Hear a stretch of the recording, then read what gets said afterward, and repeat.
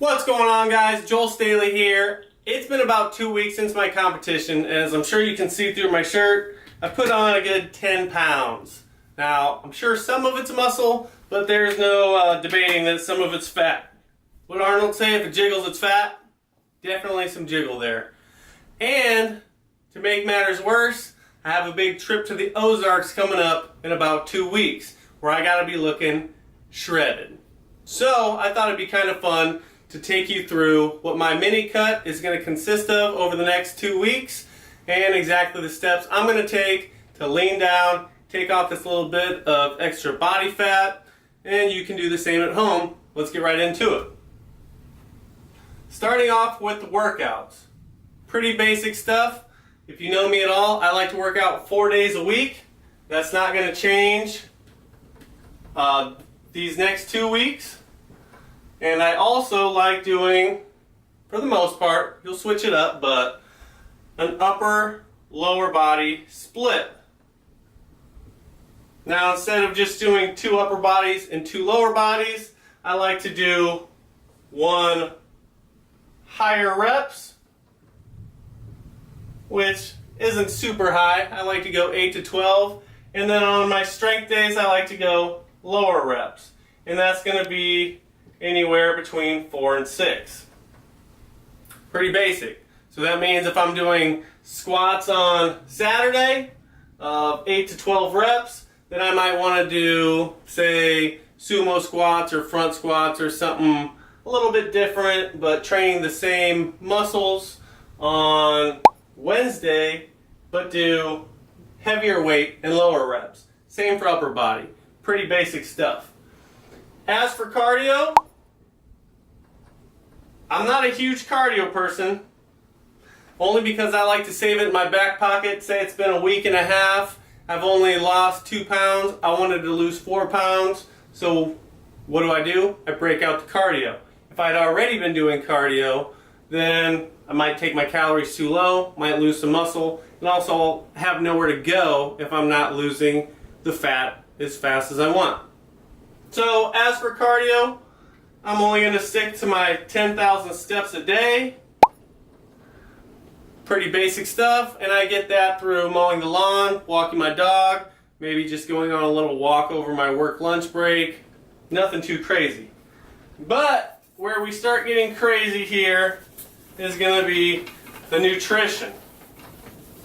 If you've watched any or all of my videos, you'll know that to lose fat, you have to be in a calorie deficit, i.e., eat less than you burn. So what do I always say? Maintenance calories are typically around a good rule of thumb. That's going to be body weight times 15. For me, I'm currently weighing 190. That would mean 190 times 15, somewhere right around 2850. And then to cut, I generally recommend 10 calories per pound of body weight. So that would put me at 1,900 calories. As you can see, that's a pretty big deficit. It is not quite 7,000 calories per week, but that should put me right in the ballpark to lose about 2 pounds per week. As long as I'm lifting heavy, I'm getting adequate protein, I'm not doing excessive cardio, this extra weight that I'm losing, it's going to come from fat and not muscle. That's the important thing to remember. Adequate protein gets me into my macronutrient setup.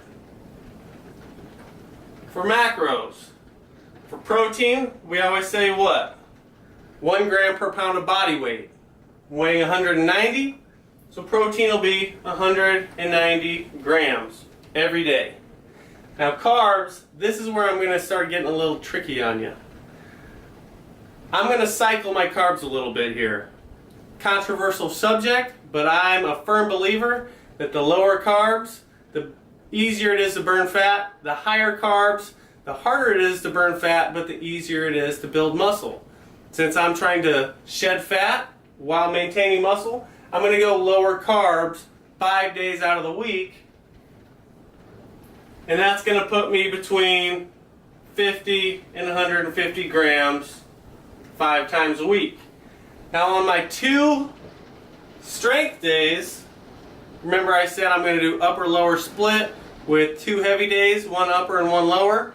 On my 2 heavy days, that's when I'm going to take my carbs a little bit higher and go 150 to 250 grams. That's twice a week. And that's just a good refeed to keep your body guessing and also give your muscles enough glycogen, stored carbs, to fuel your workouts and get you through the week so you just don't feel like a pile of death rounding out the week. As you know, that leaves fats, protein, carbs, and fats.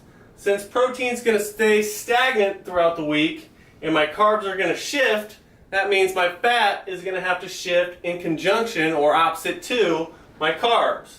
So I'm going to go higher fat on my low carb days. That's 5 times a week. I'm not going to get the exact grams for fats right now. You can figure that out later, or maybe I'll leave it in the notes or something. But so that means I'm going to go lower fat 2 days a week, and on my higher carb days, on my lower carb days, I'm going to bring my fat up.